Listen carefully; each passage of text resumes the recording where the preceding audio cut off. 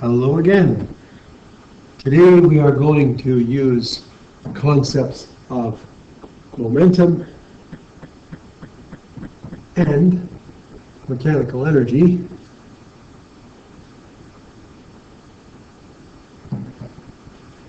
to solve some relatively complicated problems involving collisions.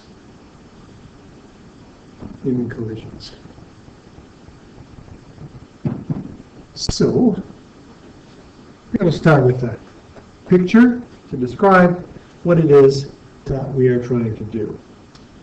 We are going to take a block of wood that is suspended from a string, and we'll make it have a mass of 2 kilograms.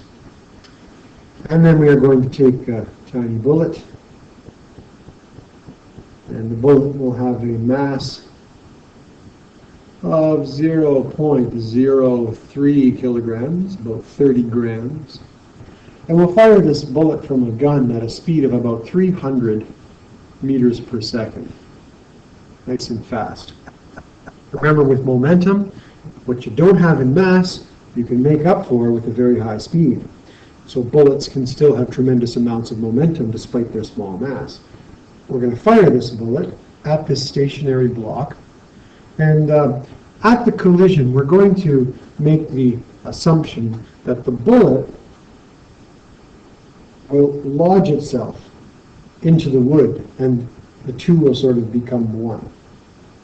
That's kind of important because collisions can be treated in two ways. The two objects can collide and be separate after the collision, or they can collide and become one together, somehow lodged together. So the bullet lodges into the wood. We'll have to keep that, keep that in mind when we're setting up our scenario. Now, of course, what will happen is there will be a collision. Now, what I'm going to do is I'm going to take a little red line, and I'm going to draw this red line right here down the middle. And what I want you to think about is that there are basically two things happening. On the right-hand side of this line, we're talking about a collision. We're talking about the bullet slamming into the wood and how that works. On the other side of the line, we're talking about what's going to happen. I'm going to draw a dashed figure here showing the position of the block afterwards. It's going to get hit by that bullet and it's going to swing upwards. And if we imagine the centers of mass, then the difference in height would be the difference between the mass's centers. And this right here represents the difference in height between the block, how high the block rises upwards vertically. Now, it also sort of swings out to the side a bit too, but we're not concerned about that. Remember, gravitational energy is only vertical, and so there is no change in energy if you move horizontally in Earth's gravitational field. So when we're concerned with energy, horizontal motion isn't really an issue. So we're only going to be looking at the vertical height or the vertical change in height of this object. So this part afterwards is after the collision. And so this part is a situation where we have a 2 kilogram block with a bullet in it, and it will be moving very quickly. So it will be a case of having kinetic energy, and that kinetic energy then will become gravitational energy as this moves up to its maximum height. All of the kinetic energy will have been lost. And so what we have over here is a situation of a change in kinetic and potential energy. So we're talking about mechanical energy on this side of the line. And of course, what we're going to do to bridge from one side to the other is we're going to use what we know about momentum. And there's a reason why I'm going to choose to use momentum and not energy to bridge this gap. That's because, if you will recall, there are two types of collisions, elastic and inelastic. And most collisions do tend to be inelastic. Some are near elastic. But in this case, I'm not sure. I don't want to make any mistakes. But I do know that momentum is always conserved in every collision, whether it's elastic or inelastic. So momentum is what I want to use to bridge the before and after the collision, because that way I can be sure not to have any errors. If you try to use energy, you may go astray. All right, so what we're going to do then is we're going to set up an equation dealing with the collision first. First, we'll talk about what's on the left here. So let's write that down. Let's talk about the actual collision that's happening. In this collision, we have momentum, and we know that the total momentum before collision must equal the total momentum after the collision. Law of conservation of momentum. That means that we know some things about the individual objects in the collision. We have the mass of a bullet, and it will have a velocity, so we'll call B for bullet, and this will be before the collision. There will also be a momentum of the wooden block. We'll call that W, wood. After the collision, these two things will stick together. So because of that, their two masses will become one, so to speak.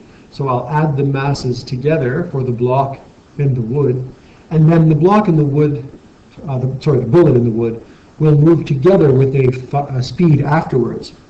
And that speed is sort of what I'm after here. I know beforehand that the mass of the bullet is 0.03, and I know that the velocity of that bullet is 300. That's what we set up to start our question. The momentum of the block of wood is quite simple. It has no velocity, therefore it has no momentum. After the collision, all I know is that the mass would be the combined mass of both the block, 2 kilograms, and the mass of the bullet, which was 30 grams. And they will have a particular speed. But you can already see how that particular speed is going to be easy to calculate from this particular situation. So we basically end up with 9 on this side and 2.03 v prime speed after the collision. And if we take 9 and we divide it by 2.03, we get somewhere around 4.4-ish meters per second. Is the velocity immediately after the collision. All right, let's go back to our picture. We've used momentum to take us from what was happening before to immediately after the collision, which puts us right here. We have a speed, and it's a fairly high speed, and therefore we now have kinetic energy. But the next part of the story is what happens to that kinetic energy as the block moves upwards in Earth's gravitational field. Then we have the kinetic energy turning into gravitational energy. So the next part of the story is all about the mechanical energy. So let's go down here and let's write a statement about mechanical energy. Notice that we're no longer talking about the collision. The collision is over and done with. We're only dealing with what's happening after the collision, but there are two sort of positions that we want to compare. I'll go back again to the picture one more time. We're going to call the position here position 1, because that's what happens immediately after the collision. And then later, this will be our position 2. So let's calculate, or let's describe those two positions and the mechanical energy associated with each one. So we know that the total mechanical energy at any one spot will be equal to, well, we'll put a 1 here, will be equal to the total mechanical energy at any other spot, call it 2. Lots of subscripts there. The mechanical energy is the EK at position 1 and the EG at position 1. And it will equal the EK at position 2 and the EG at position 2. So there's our statement. And of course we have ways to describe the kinetic energy. 1/2 mv squared at position 1 and mgh at position 1. And then later we have the very same thing at position 2 and mgh2. All right. Let's see what we can put in for numbers.